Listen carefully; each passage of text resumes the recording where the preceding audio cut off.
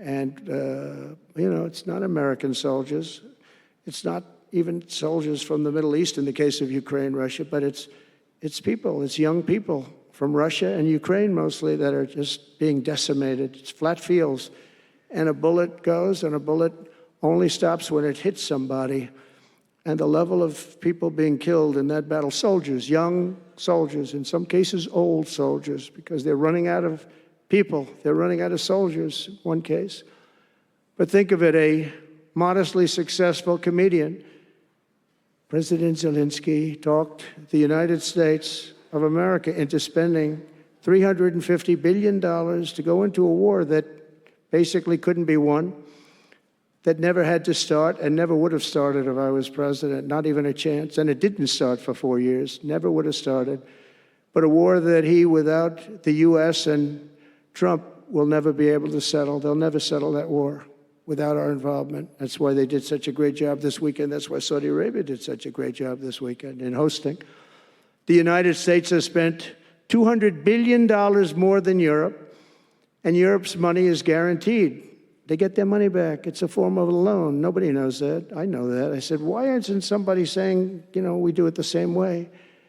And we spent much more money. We have to equalize. But while the United States gets nothing back, so they get their money back. It's a loan. We just give our money.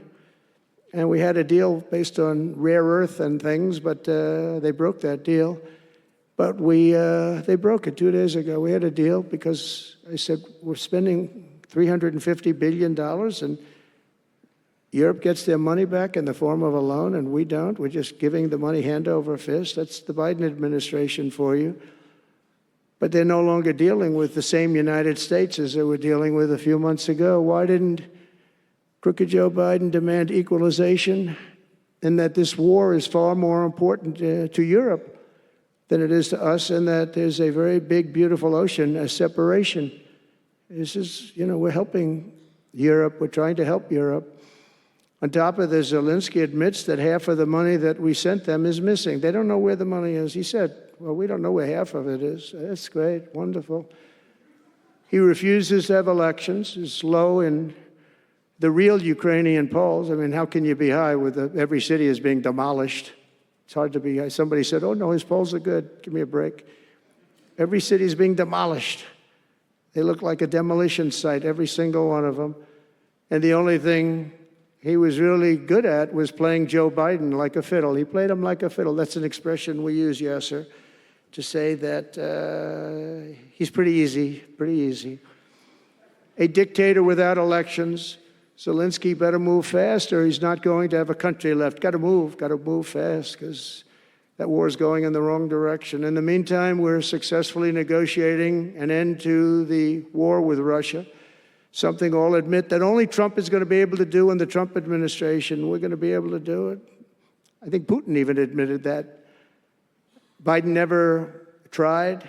Europe has failed to bring peace, and Zelensky probably maybe he wants to keep the gravy train going. I don't know what's the problem, but he hasn't been able. He's very upset that he wasn't invited. He could have come if he wanted to, but that he wasn't invited to Saudi Arabia. But he's been working for 3 years. There's never been even meetings or phone calls to stop this war. It's a horrible thing.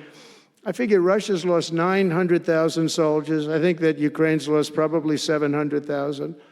And it's a terrible thing. You'll see bodies and body parts all over the field, all over. We see them very accurately through satellites.